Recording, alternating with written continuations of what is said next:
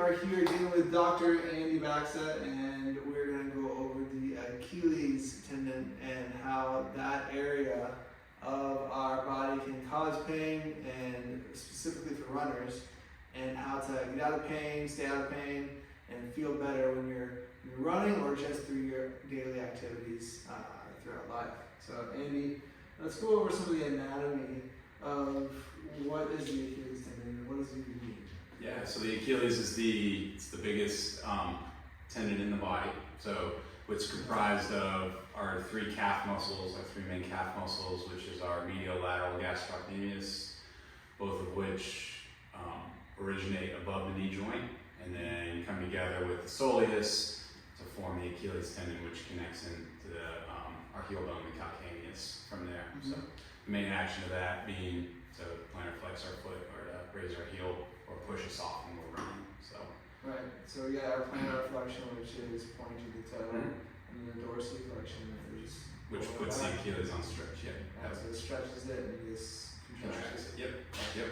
Heel strikers, we think that our dorsiflexors or tib anterior, some of our toe extensors, I think of those as their big decelerator exercise, like muscles. So essentially, as we're landing, so our foot doesn't just flop on the ground, those muscles are just eccentrically controlling that lower phase through there. So I like that a lot, because sometimes when we're running, or even if you're playing different types of sports, you know, tennis player, soccer player, lacrosse player, anything that's like got a lot of change of direction, or if you're just running a lot, we can often forget to take that time in our mind while you're going through drills and while you're going through practice to almost like embrace and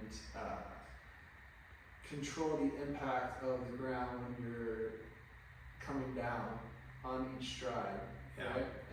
And like, we don't want to be thinking that much about it, but if we can just be aware of that, I feel like we don't avoid a lot of injury. Yeah, I mean, those are our dorsiflexors are kind of the antagonists to, or the opposite of our calf muscles. So those, when we're talking about, like, you know, controlling that impact of the front of our feet to the ground and what those do.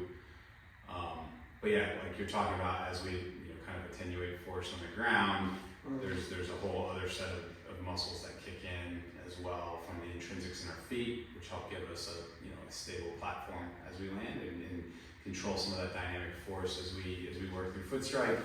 And then, you know, even so, as our knee moves forward through our stance phase, mainly our soleus, which is the muscle that doesn't cross the knee, is also acting like a decelerator and a control muscle. So it kind of keeps us in this stable position, so we're able to push off.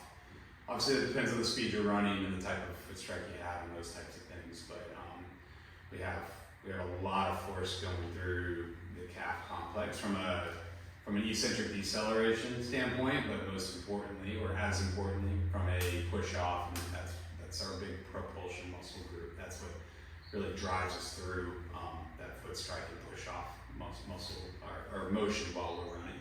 So. Right. And we were just talking about how the stiffness in your Achilles is really good to have for elite runners, and we want to make sure that we're not trying to loosen that up because we feel like it's too tight, because it almost acts like a spring, so you get easy speed every stride, you know, to keep that. If you ever see somebody running like a 4-minute mile, not just 1 mile, but 26 of them, their turnover is moving. Yeah.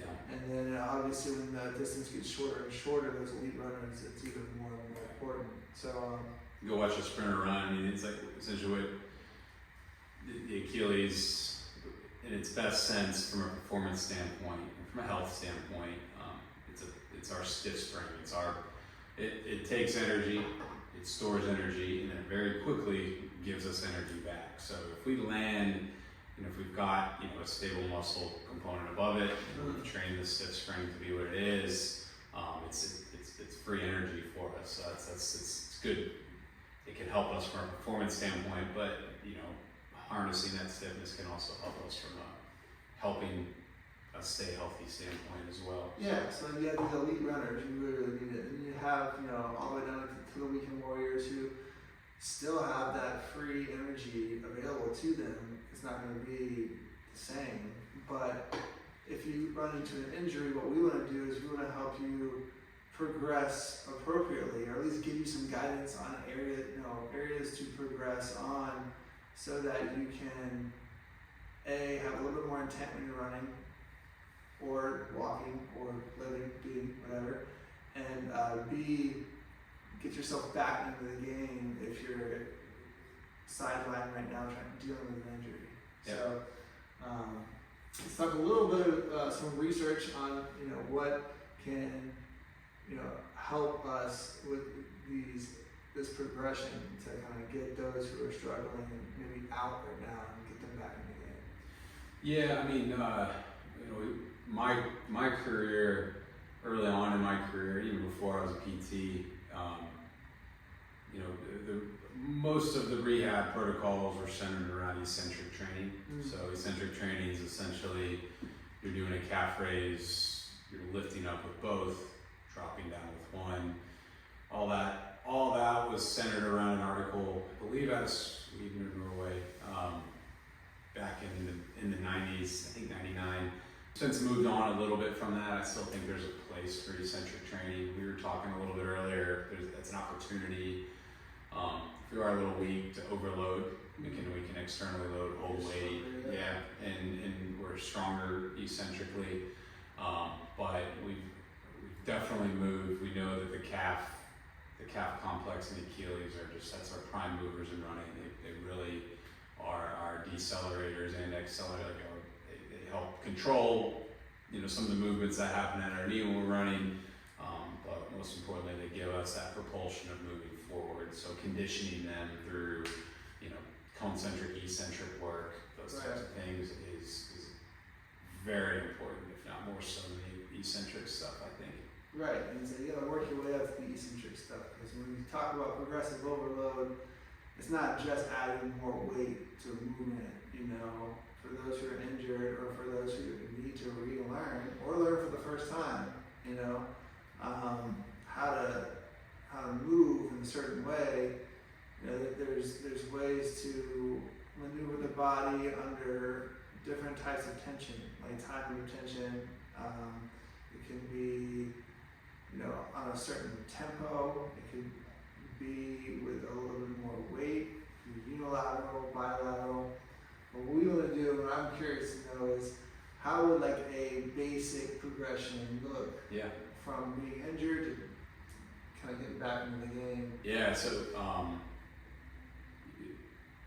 there's things that I do personally, and I try to tie this back to some of the studies we do have, like more recent studies that aren't. They're not designed to be randomized control outcome studies, but they're EMG studies where we're looking at how much force is produced by the calf complex with a certain movement. So we can kind of talk through those progressions and where I tie them in. Yeah, for sure. So the first place, if somebody's coming in with a very, very, acute Achilles, we'll usually start with some type of very low load plantar flexion. So plantar flexion is where we point our toes down. So that could be as simple as a seated calf raise, a seated single leg calf raise, or and then you can start talking about loading, putting weight on that. Mm-hmm. Typically then, if we're being specific to the ankle joint, because squatting, lunging, stepping up, stepping down, all those things produce force through the calf complex. But if we're going to be specific towards ankle moment stuff, then we're typically working from seated work to standing work. Mm-hmm. So go-to standing exercise to start is both leg, bilateral calf raise from the ground. Okay. So the ground, as opposed from a step, just changes the amount of stretch we put on the Achilles, changes the amount of dorsiflexion we move into. So that's another variable we can control. A natural more weight from just your body. Yeah, and just by standing up, we add body weight to the equation. Theoretically, we're 50% on each leg. Obviously, a hurt Achilles may take more, a little less of that, depending on where the person's at. this kind of gets into the point where there's different types of Achilles injuries. We have some insertional stuff, which is Achilles pain right at your heel bone, very low down. Yeah. Typically in those cases, especially the acute cases, we are not working off step on those. We're working from the ground because just the mechanism of if you're off a step and you're dropping your heel down into stretch, there could be some compressive forces that could irritate the insertion of the Achilles tendon. So Right, so that's the insertion of the calcaneus. the low Achilles tendon, yeah, right at your heel bone, down low. Yeah. Versus a mid tendon or upper higher or even calf strain stuff, we're able to more quickly work into forces that are off a step. So that would be just a calf raise off a step. Heels go down as far as you can, heels go up as far as you can. There's a few specific cues that I typically like. You can use a metronome to dictate tempo, like you were talking about time under tension. Yep. Typically you want to think weight is straight up in the air, like somebody's pulling you straight up, and I tend to direct pressure through my second toe, so we're not flaring out to the side too much. So Right. So we got seated, standing, and then we got standing with elevation. Standing with with heels off a step. Yeah. And then we can start moving into eccentrics. I think eccentrics are a nice gap bridger. So they're maybe not doing exactly what we thought they did 25 years ago, but I think of them as a way to get us from both leg calf raises to single leg calf raises, which are somewhat of the gold standard, I would say now. So that would just be your up on both, down on ones. Yeah, so those of you who are confused on what eccentric means, that would be, in this exercise, going up and then coming down as slowly as you possibly can. And that slow lengthening of the muscle, right, is going to have the ability to hold more weight and operate more load. So when you do that, you're now overloading that area in a safe way that's going to help you build strength. And you can use eccentrics in a lot of different ways for a lot of different muscle groups, but we don't want to start there. Yeah. We want to get there. I mean, sometimes, it's very dependent on the person. What the situation is. Yeah, exactly. So followed by that would be single leg calf work. So that can be from the ground if we're dealing with some of that still kind of irritating insertional stuff, or from a step. And then from there, the sky's the limit. From your variables with external weight, increased reps, knee angle, those types of things can all change the behavior some of that. And then, our final force progressions are our plyometric work. So hopping with both legs, hopping with one leg, hopping forward, hopping off a step, going from a step, jumping down, and teaching our Achilles, teaching that spring that we're trying to harness, how to best give us that free energy we so desperately want. So, exactly right. So that's a great progression. That makes a lot of sense to me, and hopefully it does for you guys too. And once you hit that plyometric work, now we're talking about impacting the ground, absorbing force, and being able to get you back into practice, right? Because that's the ultimate goal.